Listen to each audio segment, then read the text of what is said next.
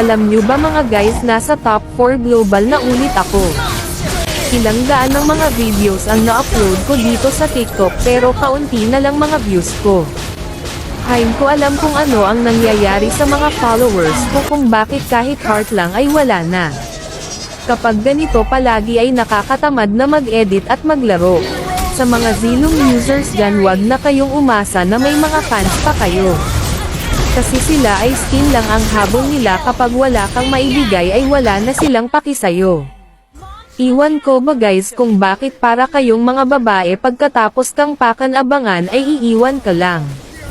Alam nyo ba na kayo na lang sana ang mahal ko kasi wala na akong ibang minamahal, pero para bang hindi ko madarama kasi wala na kayong mga paki. Kakagaling ko pa kasi sa isang matinding breakup. Share ko lang ito sa inyo guys. May mahal akong babae pero nung nagkita ulit kami ay buntis na siya, pero ang mas masaklap pa